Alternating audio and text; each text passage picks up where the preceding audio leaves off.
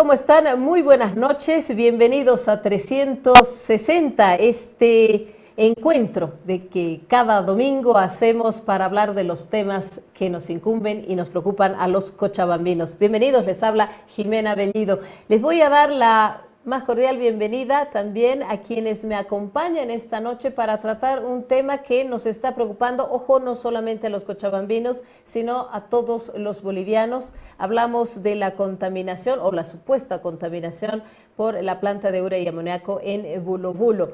Los expertos que nos acompañan en la mesa esta noche, le doy la bienvenida porque es la primera vez que nos visita en el programa el ingeniero Saúl Escalera. Él es ingeniero químico. Él ha sido también en algún momento gerente nacional en Yacimientos Petrolíferos Fiscales Bolivianos, gerente nacional de producción, de industrialización, perdón.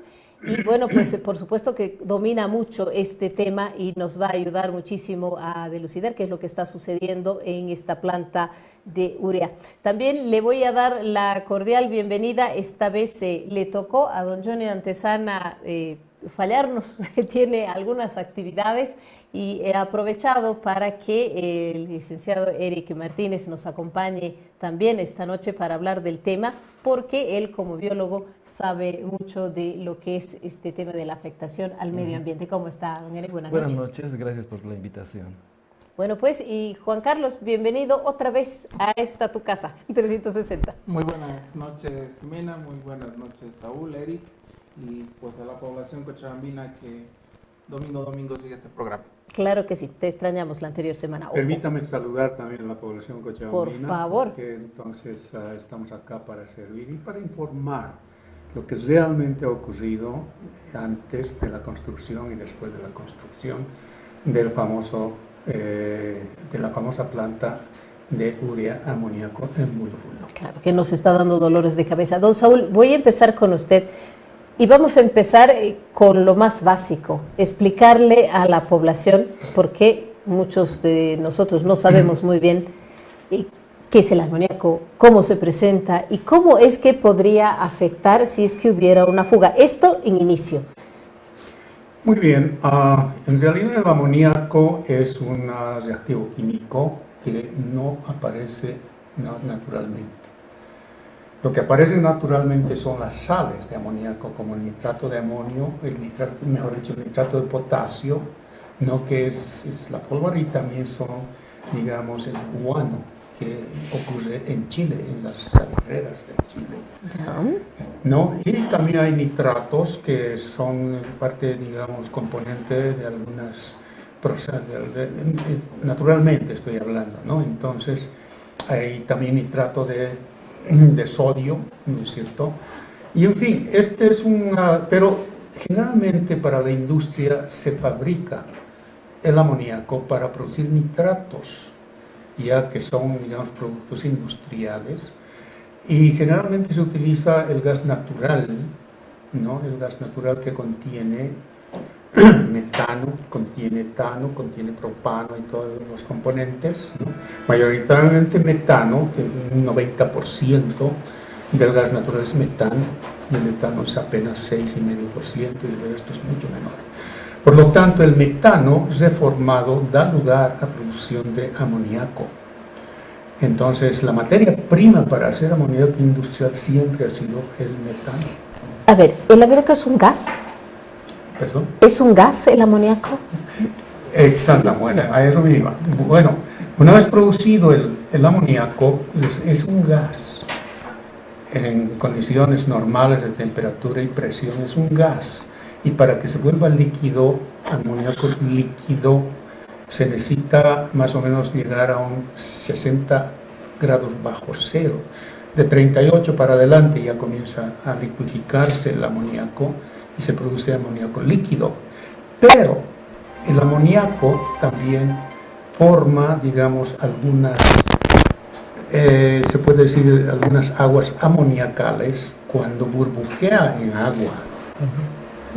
¿No? Entonces, no es precisamente amoníaco líquido, pero sí es amoníaco burbujeado en agua. Y que el agua arrastra el amoníaco como si fuese un componente natural del agua, ¿no? Entonces, el amoníaco, pero generalmente es materia prima también. Es decir, si bien la materia prima del amoníaco es el metano, el amoníaco también es una materia prima para producir nitratos, para producir urea, para producir fertilizantes reactivos, por ejemplo, de concentración de minerales, que son las aminas primarias, secundarias, terciarias, cuaternarias, ¿no? Por ejemplo, la amina cuaternaria, producto derivado del amoníaco, ese es el componente primario de un enjuague de cabello. Ajá. Sí, señora. Entonces, tiene una variedad grande de derivados, incluyendo también la pólvora, que es nitrato de amonio. ¿No es cierto? Ya. Entonces sirve para explosivos inclusive. Pero también sirve para producir fertilizantes como NPK, Como en este ¿no es caso, cierto? ¿no? En este caso, la urea es un urea, fertilizante derivado del amoníaco. Ya. Lo primero que se fabrica es amoníaco y después la urea. Después la urea. A ver, ingeniero, vamos a ir un poquito atrás porque supuestamente las primeras denuncias se presentan a través de los medios de comunicación en junio de este año. Denuncias sobre una supuesta fuga de amoníaco. La fuga supuestamente también, vamos a hablarlo así, se habría producido en mayo. Hay denuncias de muertes de peces, hay denuncias de muerte de ganado, lo hacen los mismos comunarios, no lo hacen las autoridades ni de yacimientos, ni las autoridades del Ministerio de Medio Ambiente, ni de la Gobernación, la hacen los comunarios. A raíz de esto se dan un montón de respuestas de parte de las autoridades, algunas que nos han venido a confundir porque hay contradicciones, hay algunas cosas que se contradicen. Entonces, yo le voy a pedir, ingeniero, voy a ir leyendo un poquito las cosas que se han ido diciendo a través de las declaraciones de las autoridades para ver un poquito su visión, porque es importante con usted como experto para ver qué cosas son ciertas y qué cosas no. Por ejemplo, algunas de las primeras reacciones fueron las del ministro de Hidrocarburos, por ejemplo, Luis Sánchez, que en principio negó que hubiese una fuga y mucho menos contaminación por amoníaco en Bulo Bulo. Él en ese momento había señalado que se trata de una planta petroquímica, dice, totalmente presurizada. Una emanación de amoníaco no existe porque es una planta totalmente presurizada y no hay un contacto con aire y amonio. No hay urea con amonio porque es totalmente presurizada. Esto lo estoy leyendo de manera textual. ¿Cuál es su opinión? ¿Esto es así? No, el señor está confundido. ¿Por qué? No puede decir que no hay urea amoníaco presurizados.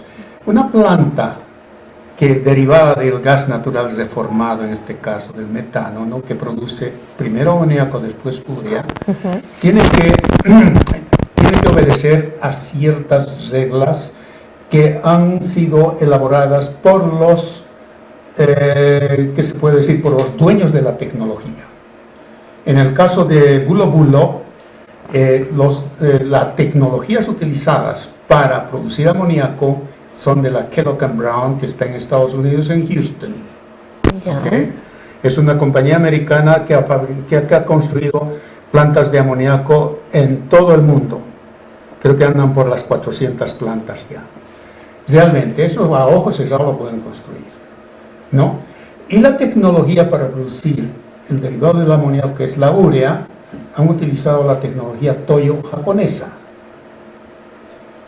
Los japoneses también son expertos en producción de urea a partir de amoníaco y tienen su propia tecnología patentada y todo lo demás. O sea, los dueños de las patentes no han intervenido en la construcción de Bulo Bulo, porque Yacimientos ha licitado a un intermediario que es la Samsung. Y obviamente ir por la ruta del intermediario puede causar problemas. Como lo estamos viendo acá. Como lo estamos viendo acá. Entonces, para mí, de inicio, Yacimientos debía haberse contactado con la KBR y con la de Estados Unidos y la Toyo de Japón para que les construyan las plantas. Porque ellos no solo diseñan, no son dueños de tecnología, solamente construyen también plantas, ¿no es cierto? Claro. Cuando yo era gerente de industrialización, yo visitaba Estados Unidos y me di una vueltita por Houston para ver a la KBR y decirles si podían construir una planta de amoníaco en Bolivia, porque hay mucho gas natural. Me dijeron, excelente. Si quiere usted, le construimos en la punta del cerro también. Solo que nos garanticen la provisión de materia prima. Nada más, el resto nosotros lo ponemos. Así fue la respuesta. Así fue la cosa. Ahora, a la Toyo no me dio tiempo de ir a Japón, ¿no? Porque hubieron algunos intercambios un poquito ásperos entre mi persona y justamente el presidente de YPFB, que era Carlos Villegas, ¿no? Y que cuando yo le mencioné de que estaba viajé a Estados Unidos para acá ver y me iba a ir a Toyo, me prohibió totalmente. Me dijo, lo desechó. Lo desechó totalmente y postergó el estudio de la construcción de la planta urea amoníaco. Lo hicimos en mi gerencia y estaba lista el 2008, en diciembre. Y estaba también en el plan quinquenal de YPFB del 2009 al 2014. Plan quinquenal estaba. Y el señor Villegas lo desestimó totalmente. Además íbamos a construir plantas de urea amoníaco también en Villamontes, para su exportación hacia el Paraguay y el sur del Brasil, y también estaba previsto construir una planta de urea amoníaco en Puerto Suárez para exportación solo para el Brasil, que era lo más lógico, porque la gran pregunta que se hace también el pueblo boliviano dice, ¿por qué bulo? Claro, ha habido mucha crítica, ¿no es cierto? Sin embargo, aquí viene la respuesta.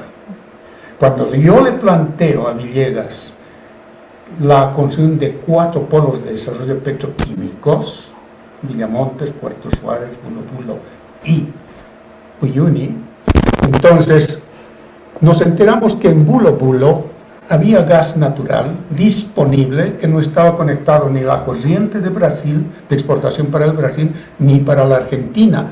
Y el amoníaco, mejor dicho, y el metano, porque hay plantas de separación de GLP, ¿no es cierto? Ahí producen GLP, que el GLP es una mezcla de propano y butano.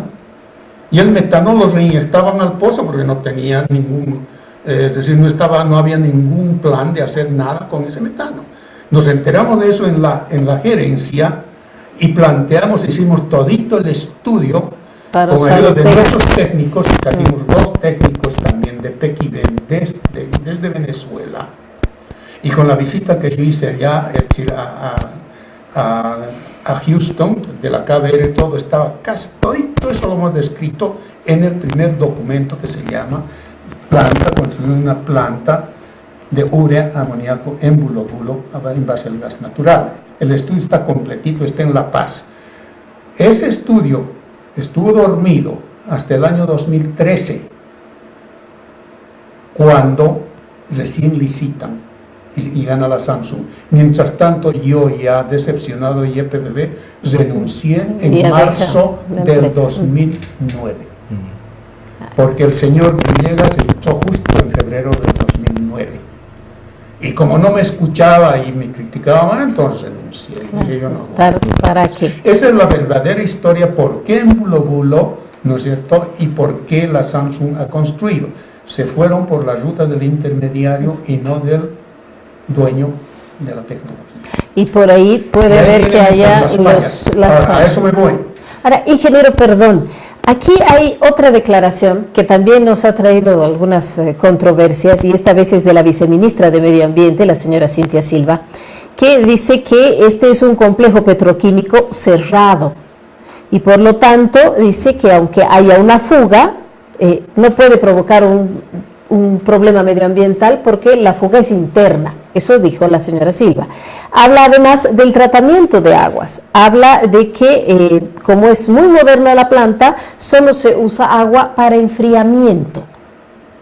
Dice en otro capítulo además, dice que esta agua no se filtra, dice ella, al medio ambiente, y cuando existe la necesidad de cambiarla, se lleva a plantas de tratamiento en Santa Cruz.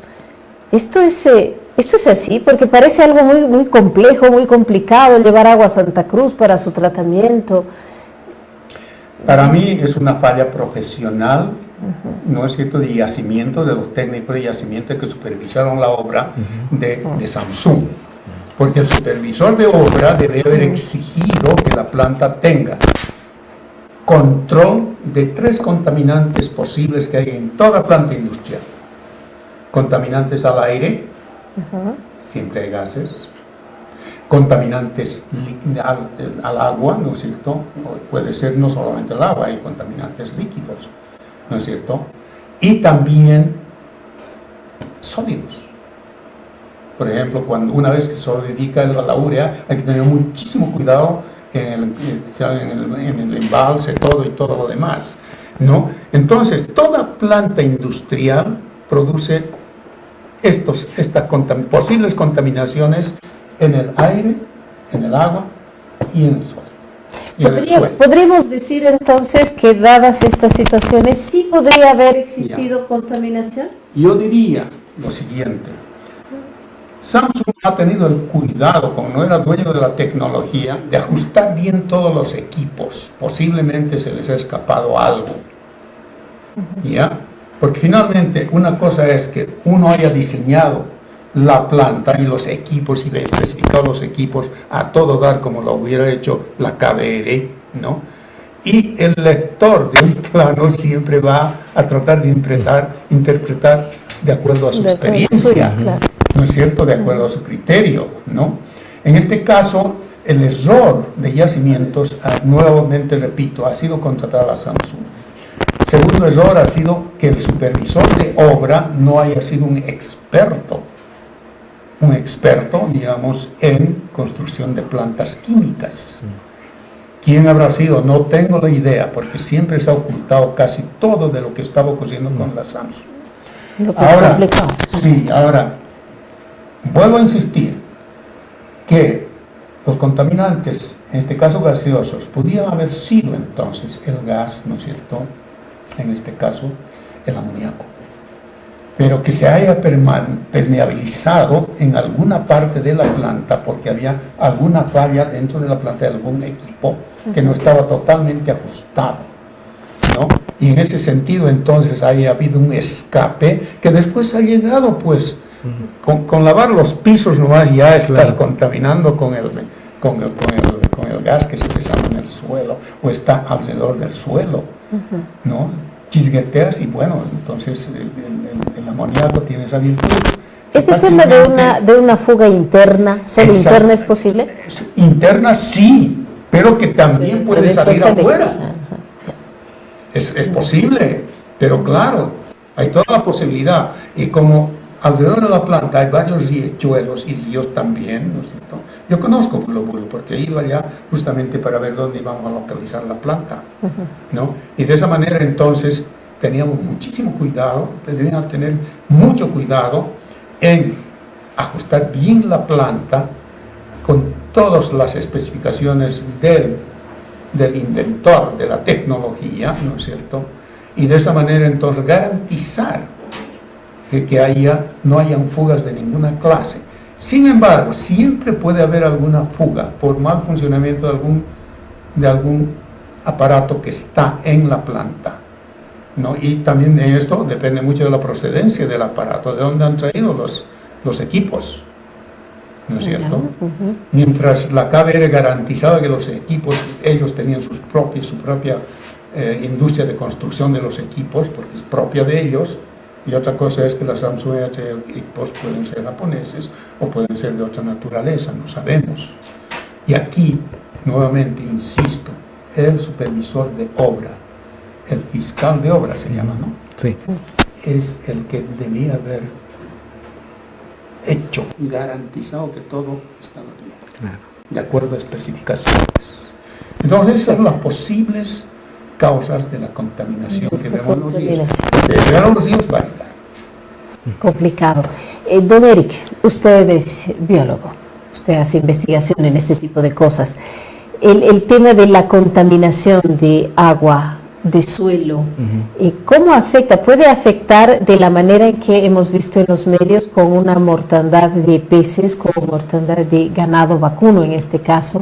¿Qué pasa además con toda esta biodiversidad? Porque la zona de Carrasco es una zona bastante, si se quiere, rica en biodiversidad, ¿no es cierto? Sí, mira, a partir de, bueno, desde el punto de vista del medio ambiente, toda actividad humana genera siempre contaminación, pequeña, grande, mediana, ¿no?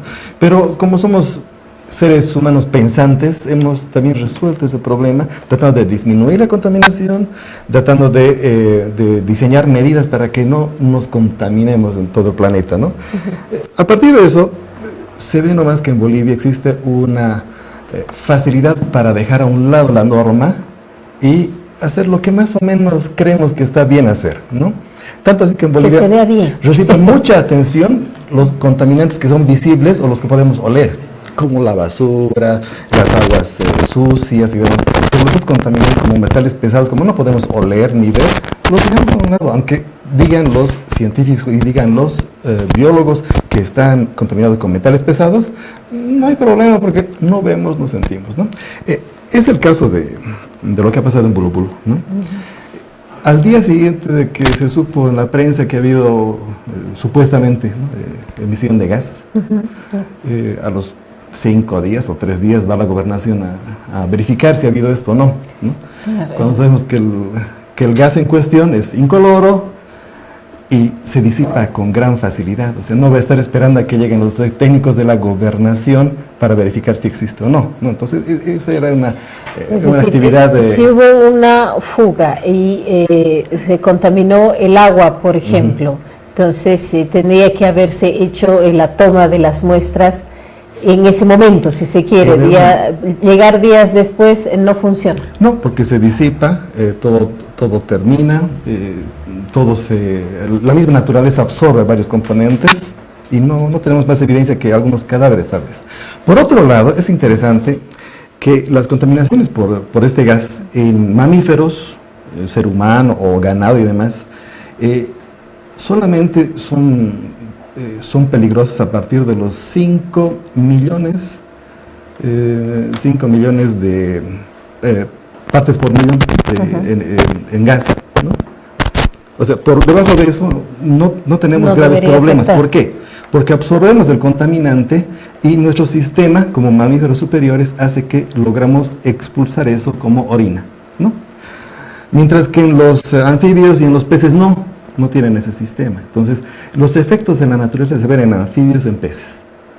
A ver, el municipio de Entre Ríos supuestamente mandó a hacer algunos análisis, ¿no es cierto? Esto a raíz de las denuncias de los comunarios. Según los resultados, en 2 sectores donde se hizo los análisis, en el río Muñeca, que es el más afectado, se ha develado, dice, un nivel de amonio que oscila entre 6 y 11 miligramos por litro, y que esto establece mucho más de lo que está inscrito en la Ley de Medio Ambiente, que llega con un máximo de 4. Exacto. A partir de los 2 miligramos por litro ya se pueden observar efectos en la fauna, hablo de peces y anfibios, a partir de los 2 miligramos por litro. Para adelante, hasta llegar a los 25, 35, muerte, ¿no? Entonces, para que hayan peces muertos y anfibios muertos, en algún momento ha tenido que haber alta concentración en el agua.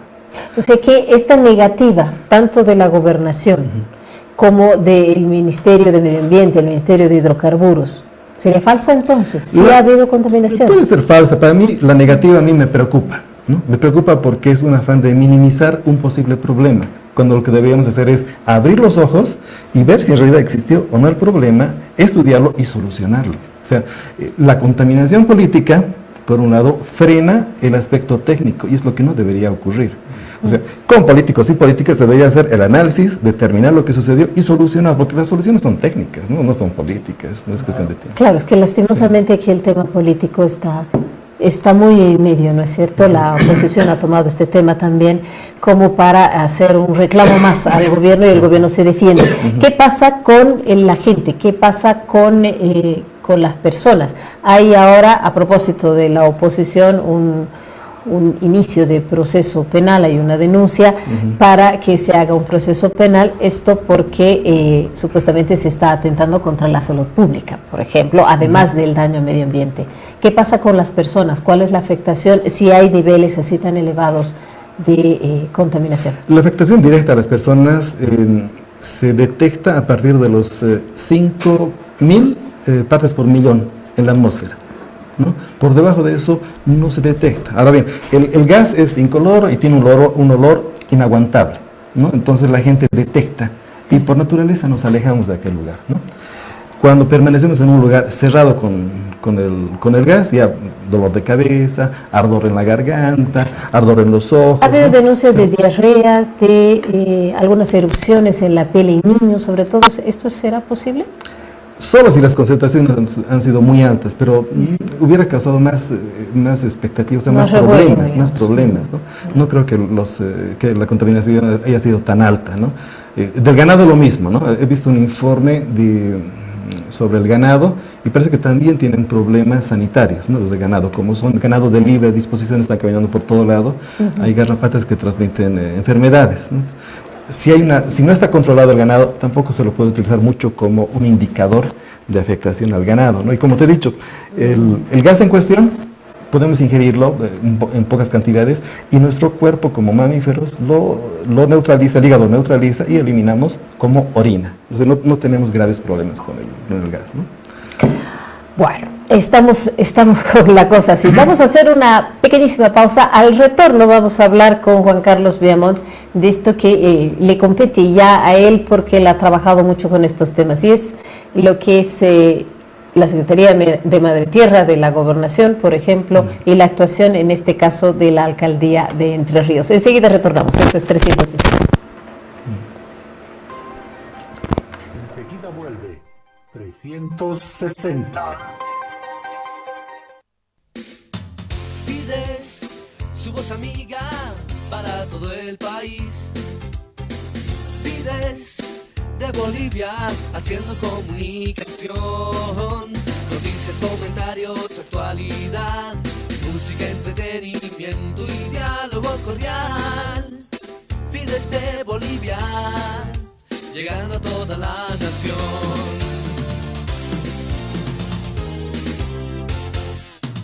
Trabajando por el país, integrando una nación. Comunicación con corazón, una amiga en el día. Fides, su voz amiga para todo el país. Fides de Bolivia, haciendo comunicación.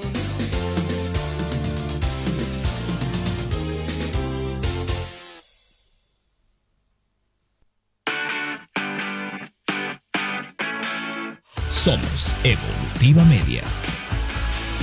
Especialistas en streaming, broadcast y entornos de telecomunicación de alta tecnología. Transmisión de contenido audiovisual en tiempo real. Manejo corporativo en redes sociales. Servicio integral. Contáctate en nuestras redes sociales o en las líneas de atención directa. 774-88576. 722-83965. Somos Evolutiva Media. Tus sugerencias e informaciones son importantes para nosotros. Contáctanos al número de WhatsApp 769-78-586, al número telefónico 764-77-731 o escríbenos al correo electrónico cbba360@gmail.com.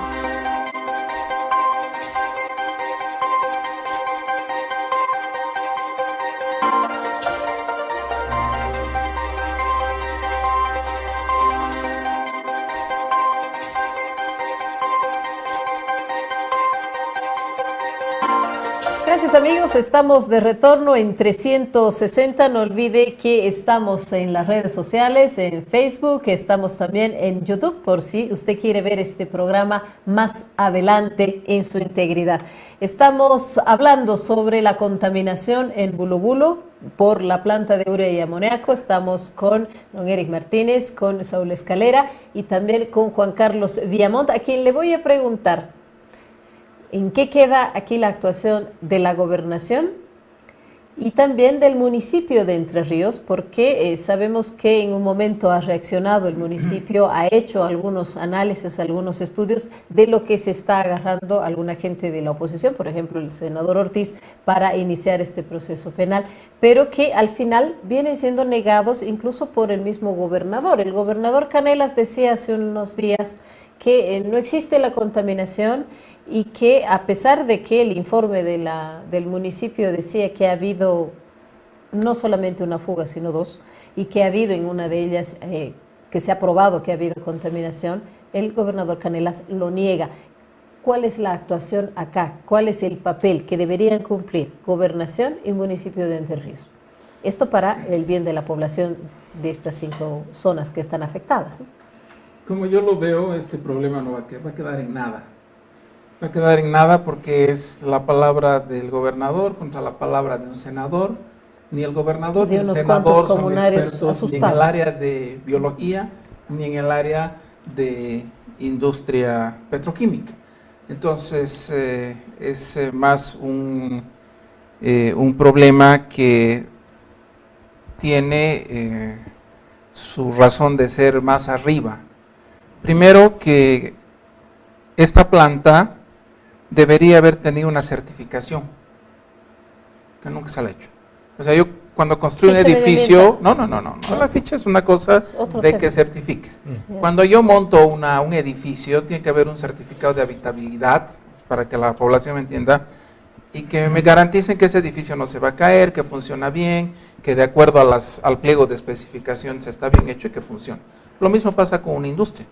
Entonces, si yo voy a montar toda una infraestructura para producir algo, tiene que venir un tercero para certificar. Y hay empresas mundiales expertas en esa certificación. Y Bulo Bulo no ha sido certificado.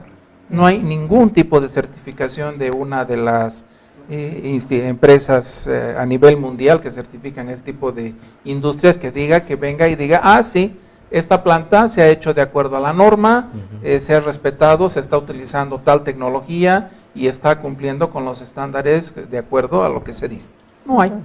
Entonces, si no te certifican, no se sabe si esa planta exactamente funciona bien o mal. Y ya cuando empieza a haber una paralización, 2 paralizaciones, ciertas denuncias y demás, entonces hay el refrán que dice, cuando el río suena es porque piedras trae. Y habría que empezar a sospechar. Claro, habría que empezar a resolver el problema. Y ahí entramos en otro gran problema. No hay quien lo resuelva. Porque el Estado vendría a ser juez, fiscal, contraparte y todo. O sea, el municipio es de la misma estructura del gobierno nacional, la gobernación lo mismo, etcétera. Entonces, entre amigos, o como se dice, entre bomberos nos pisamos la manguera, claro. Y si hay un problema vamos a tratar de hacerlo pasar. Y no hay en el país las instituciones correspondientes que verifiquen y certifiquen esto. No es Yacimientos. O sea, Yacimientos tiene que hacer su trabajo, pero tiene que haber alguien que revise y que vea que todo el proceso y de manera permanente lo hagan bien. ¿Hay esa institución? No hay. ¿Hay una superintendencia que verifique que todo está funcionando bien? No la hay. Simplemente Yacimientos hace, Yacimientos mantiene, Yacimientos dice que está bien, Yacimientos dice que no hay contaminación, Yacimientos dice esto, aquello. Entonces tampoco tenemos una institución a nivel de Estado, ni en el Ministerio de Medio Ambiente, ni en el Ministerio de Hidrocarburos, ni en el de Planificación, que agarre y verifique y que vele el interés de todos nosotros. Porque si eso funciona mal, es daño para todos nosotros. Entonces, como verán, existen una serie de vacíos que vienen desde la concepción de los procesos de industrialización de este país. No tenemos quien nos certifique que las cosas las han hecho bien, no tenemos quien haga un seguimiento de que los procesos que se están haciendo para generar una industrialización de un producto se lo haga enmarcado en lo que dice la norma y se cuide al ser humano, se cuide al medio ambiente, se busque la eficiencia tecnológica y una rentabilidad financiera. No lo hay. Entonces, como no tenemos todos esos indicadores, Entonces es una discusión de que sí sabemos que hay algo mal, pero es tu palabra contra la mía. Hasta ahí llegará. Y cuando llegue al Poder Judicial, tampoco en el Poder No Judicial va a pasar existe nada, sabemos. ni siquiera ni una fiscalía específica, y mucho menos un sistema en el que vea el daño ambiental en el área petrolera, petroquímica, específicamente en este país. Entonces resulta que tenemos una serie de vacíos, hablando en términos institucionales Nuestro y de Tribunal gestión. Medioambiental tampoco tiene gente No tiene, que sepa estos no hay. temas, ¿cierto? Absolutamente. Son muy pocos los expertos. Aquí tenemos la oportunidad de tener esta noche a dos sentados en la mesa, en los cuales pueden darte con mucho detalle técnico lo que sucede con respecto a la planta de Urea. Entonces, ¿qué puede decir la gobernación? ¿Hay, no hay? Claro. ¿Acaso hace un seguimiento permanente? Bueno, No. Ha habido la denuncia, han ido y después se han vuelto. Sí. Hay así un monitoreo que todos los días van y hacen una prueba en el arroyo, en el río, y ven si todo Sí, está ahí sí bien. no hay. ¿Lo hacen? No lo hacen. Claro. Hay alguien, y además para esto le aumentaremos un detallito. Ni la gobernación ni el municipio tienen fondos, o dentro de su estructura tienen específicamente personal y tecnología adecuada Para hacer un buen estudio. ese seguimiento. seguimiento, ese control, y decirle: "Oye, aquí tú me tienes que cumplir, porque de acuerdo a la norma tú no me puedes pasar esto, tú no me puedes pasar aquello". Entonces verás que estamos náufragos de un marco legal, estamos náufragos de que haya una estructura institucional, y tenemos lo que tenemos. O sea, hemos entrado a un proceso de industrialización en la que más o menos es la ley del oeste.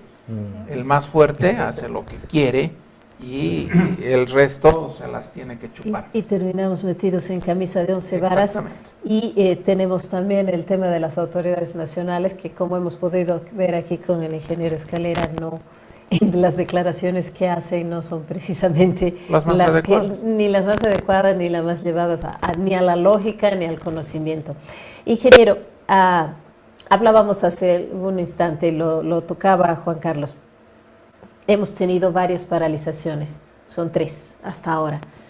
¿Esto tiene que ver también con la fuga? ¿Puede haber alguna conexión de estas situaciones o son temas inconexos? No, totalmente conexos. Voy a explicar mejor. Primero, las declaraciones de los ejecutivos de yacimientos y también del Ministerio del Rubro, que dicen: no, eso es normal, las paralizaciones, porque para mantenimiento siempre se hace eso. No es correcto. Generalmente las plantas industriales programan mantenimiento una semana al año, cada fin de año. Pero esto tiene apenas 8 meses. Ni 8 meses, creo que a los 6 meses ya está Claro. la primera paralización, luego vino la segunda. En un año hemos tenido 3 paralizaciones, por favor. No sé, Deberíamos no sé, haber ¿no? tenido una el año pasado en diciembre, y este año en diciembre la segunda paralización para mantenimiento, que es distinto, no para correcciones, para mantenimiento. Eso es normal en toda industria. Se programan esas paralizaciones de una semana. Entonces, ya me llamaba mucho la atención que a los 6 meses ya la planta paraba. Entonces, todo paro significa que algo no funciona mal. Bien, mejor dicho. No funciona bien. Y si no funciona bien, hay riesgo de fuga. Definitivamente. En las 3 direcciones que hemos mencionado: el aire, el agua y el suelo. Y el suelo. Entonces, Yacimientos tiene que corregir eso, porque no es normal que se pare cada 3 o 4 o 5 meses, ni siquiera 2 veces al año, una sola vez. Entonces, mi recomendación, ya lo he dicho no solamente una vez, varias veces, porque también en la televisión ha aparecido, es que Yacimientos de una vez que vaya a la KBR en Estados Unidos, contrate la consultoría de un experto de la KBR y que venga a ver cómo está funcionando esa planta de amoníaco. El dueño de la tecnología conoce perfectamente cómo deben estar distribuidos los diferentes aparatos de la planta, las diferentes secciones, porque hay secciones en la planta, ¿no es cierto? Y también si los materiales que usaron han sido los especificados, porque el que vende la tecnología especifica materiales y equipos. Entonces, todo eso tiene que hacer. Entonces, Yacimientos tiene nomás que programar yo diría, una consultoría de la KBR en el caso de la amonía. En el caso de la urea, una consultoría de los ingenieros, de un ingeniero de laboratorio. Que vengan los expertos y digan y hagan nuevamente la revisión de cada una de las plantas que les corresponde y evacúen su informe y decir dónde están las fallas y por qué se para cada vez. Es la única forma, porque ni yo puedo ir allá, ¿no es cierto?, y también decir, bueno, está fallando por esto, por esto, por esto. Conozco la tecnología, pero no conozco el detalle de las máquinas y de los artefactos que fueron utilizados para construir la planta. Bueno, de hecho Solamente, tampoco hay opción de ingresar ni nada, ¿no? Bueno, eso se puede salvar, se puede ir, qué sé yo, con una orden fiscal o lo que sea, se puede, ¿no es cierto? Pero no estamos en capacidad los bolivianos expertos en esto, en especificar si un tornillo está bien colocado, o si una manguera está bien colocada, o si un ducto, digamos una cañería, qué sé yo, en cada una de las divisiones de la planta, porque la planta está dividida por lo menos en 4 divisiones, áreas, ¿no es cierto?, de performance, o sea, de ejecución. Y los únicos que conocen en detalle esto son los de la KBR en el caso del amoníaco y del Atoyo en el caso de la urea. Entonces, Yacimientos, hay que obligarle a Yacimientos que contrate esas consultorías de una vez, porque no es normal que se pare cada 3 meses. Claro, la pregunta Tienen un es, pequeño riesgo, pero hay Yacimientos, ¿no? descubrir que la cosa no estaba bien, o sea, no lo van a hacer. Si de repente vienen los dos, certifican y dicen esto lo han Claro, hecho no a lo las van a hacer. patadas, ahí tendrían que rodar muchas cabezas, Y no son. porque se supone que el Claro. país está apostando a la industrialización y no es poca plata, no es poca cosa lo que se está haciendo, Es una planta y ahí millonaria. tienen que rodar muchas cabezas de responsables si es que estas dos empresas, las que yo digo, tiene que haber alguien que certifique que está bien hecho, que eso no se lo ha hecho. Aquí ya prácticamente se está dando a las 2 empresas que deberían certificar, y nosotros como sociedad civil deberíamos exigir y que Yacimientos haga. Y sobre los resultados, 2 cosas. Primero, que arreglen, y segundo, que todos los responsables, si es que está mal hecho eso, Paguen, pero Incluyeron eso la sería lo sanción, ideal. porque finalmente la sanción garantizaba también que iba a funcionar bien. Claro, hay una cosa interesante, ¿no? Porque en las últimas semanas la gerencia de Yacimientos, el señor Saavedra, que es gerente de producción, si no estoy mal, Puede ser. reconoce finalmente que ha habido fuga, dice hubo una fuga y la fue en 2017 y seguramente, y lo pone así, que la Samsung ha cubierto con todo eso, él ni siquiera está seguro. Y dice, nosotros como Yacimientos no tenemos nada que ver. Entonces, esa es una lavada de manos fabulosa. Es como si el dueño que ha hecho construir un edificio para su morada, se le cae el edificio y él no puede reclamar. Por favor, el dueño tiene todo el derecho a meterle juicio. Así debería ser. Así debería ser. A ver, don Erich, puestas las cosas así, una planta que por lo visto no está funcionando muy bien, que podría generar más fugas, más contaminación. ¿Qué pasa con toda esta zona? ¿Qué podría pasar con toda esta zona de haber más fugas, por ejemplo? Bueno, primero tienen que tener un plan de riesgos, tienen que zonificar las zonas de riesgo, tienen que tener un plan de contingencias, porque estamos hablando de una planta que está programada para producir, ingeniero, 700.000 toneladas al año. Son 760. 760.000 toneladas al año. Si llegara a producir ese volumen esperado, cualquier pequeña fuguita de gas que tenemos ahora por producir 45.000 toneladas al año, se multiplica por mucho con el rato que se produzcan 760.000 toneladas al año. Entonces, tenemos una área afectada terriblemente grande. Podríamos llegar a concentraciones de amoníaco altas, ¿no? Y con concentraciones altas tenemos que mamíferos y personas y ciudadanos puedan morir también, ¿no? Ese riesgo existe. Entonces, si no hay un plan de contingencia, si no hay una zonificación de riesgos, estamos fallando, porque estamos nuevamente esperando a trabajar sobre el desastre, ¿no? Llega el desastre y vamos a ver campañas de ayuda a los pobladores, ¿no? Entonces, no es la forma de trabajar.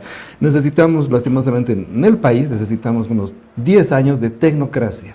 O sea, gobierno bueno o gobierno malo, para mí el gobierno bueno o gobierno malo es aquel que tiene buenos técnicos y el que tiene malos técnicos. Claro, lo estamos viendo acá, ¿no? La gente no conoce aparentemente de lo que estamos hablando. Así es.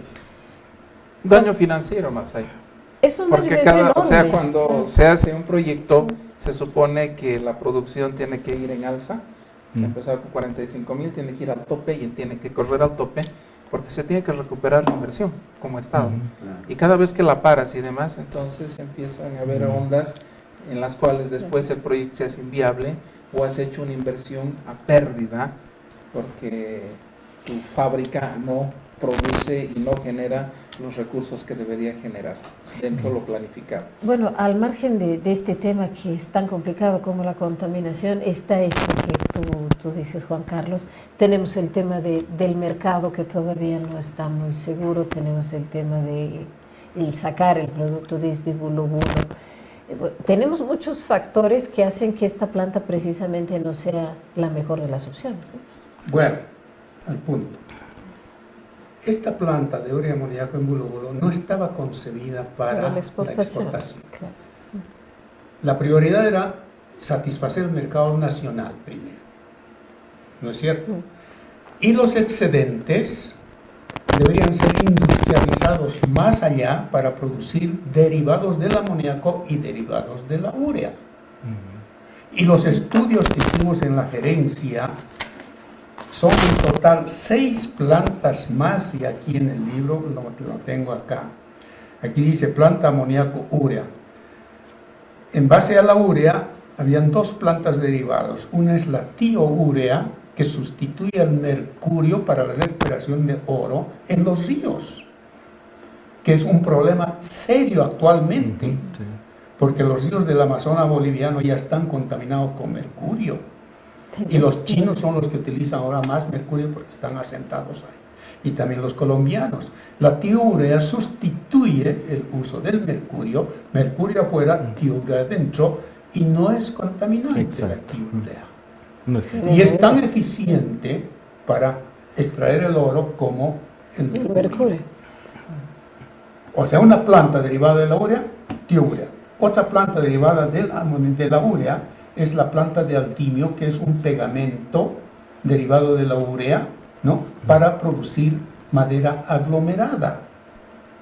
Porque ya las maderas naturales ya prácticamente están siendo diezmadas, y ahora estamos comprando mesas, sillas, escritorios de madera aglomerada. Y ahí viene el aldimio, porque tenemos bastante acerrín en toda Bolivia para producir madera aglomerada, y el derivado de la urea, que es aldimio, ¿no es cierto?, es excelente pegamento para eso. Y en los estudios que yo he realizado con mis tesistas de San Simón, ¿no?, hemos producido el aldimio en laboratorio, hemos diseñado la planta, y luego con una tesista de maestría en la UPB he diseñado todito el reactor para producir aldimio, vendido en el 2015. Entonces, los estudios están hechos. Ahora, del amoníaco, explosivos. ¿Por qué Manexa tiene que traer el nitrato de potasio desde la pólvora, desde Chile, cuando tenemos acá, ¿no es cierto?, para producir explosivos? El explosivo es el nitrato de amonio. Así de simple. Lo que nos finalmente, también, otros derivados del amoníaco son las aminas primarias, secundarias, terciarias y cuaternarias. Entonces, son reactivos para la concentración de minerales por flotación. Por ejemplo, en Mutungo, en Changoya, donde se haga siderurgia, hay necesidad de concentrar el mineral de hierro. Ahí se utiliza amina primaria. Para concentrar y separar el cloruro de potasio del cloruro de sodio en Yipi, en Uyuni, se utiliza amina primaria. ¿Y de dónde están trayendo? Desde Alemania. Cuando aquí podemos hacer esos reactivos. ¿no? Y luego la planta de fertilizantes, nitrógeno, fósforo, potasio o DAP, que es el fosfato diamónico, que son tan importantes para la agricultura boliviana. Porque definitivamente, ¿cómo es posible que castiguemos al agricultor boliviano o cochabambino en este caso para que compre una bolsita de fertilizantes NPK que es importado desde Holanda o donado por Japón y cuesta una bolsita de 50 kilos 350 bolivianos, o sea, $50, o sea, $1 por kilo? ¿No es cierto? Mientras la planta que hemos diseñado nosotros produce en 36 centavos de dólar el kilo. O sea que O sea que un ahorro enorme para nuestros agricultores si producimos NPK, por favor. Y tenemos todos los ingredientes. El nitrógeno del amoníaco, ¿no es cierto? Y luego el fósforo de capinota, porque ahí están las fosforitas. Yo he diseñado la planta, he construido la planta inclusive para una pequeña planta para un inversionista que es boliviano, brasilero, ¿no? Entonces ya hay. Y además el potasio de Uyuni, pues. De Uyuni. Tenemos todos los ingredientes para hacer NPK. ¿Y por qué estamos importando? Por favor, falta de criterio en los ministerios de conocimiento. turno. No, de criterio diría, ¿por qué no se hacen asesorar con los expertos? ¿Para qué estamos en Bolivia? Volvemos a este tema. Entonces, mira, o sea que, en resumen, Bulo Bulo nunca estaba diseñado para la exportación, sino para producir el complejo petroquímico y satisfacer la necesidad de fertilizantes nacional. Eso era. Pero estos señores lo han tardado totalmente, disculpen la expresión. Totalmente. Y así estamos por eso. Entonces, por más que construyan, qué sé yo, tantas cosas, no le hace ningún favor a Bolivia. No, por supuesto, vamos a perder millones, vamos a perder áreas muy ricas en diversidad, estamos y no vamos perdiendo a por donde lo vemos. los importados que son importantes para Bolivia. Increíble. Solo y también la creación de empleos. Bulo Bulo está diseñado para crear 5.000 empleos, con todito este complejo. Y solo tenemos los dos primeros. Por favor. ¿Así se hace patria? No, señores, no se hace patria así. Estamos complicados. Juan Carlos, ya estamos cerrando el programa. Por favor, tus consideraciones finales, sobre todo por esto que decías tú, que tenemos que ser nosotros como sociedad, de ver la forma de presionar, porque de otra manera, puesto que todo está cooptado, no vamos a poder. Creo que el primer paso que tendríamos que dar es exigir a más yacimientos de que vengan dos empresas y certifiquen que esa tecnología está hecha de acuerdo a las normas y especificaciones. ¿Cómo exigimos? ¿A través de los entes colegiados? A través de los entes colegiados, a través de las redes sociales, a través de los medios de comunicación. Porque al final la población, escucha, se preocupa, pero no sabe qué hacer. Claro. Y lo que se tiene que hacer primero es que se certifique. Entonces eso va a ser una tranquilidad para nosotros como sociedad civil y para el Estado también. Porque el que toma la decisión política tampoco tiene la obligación de conocer todo esto, simplemente viabiliza.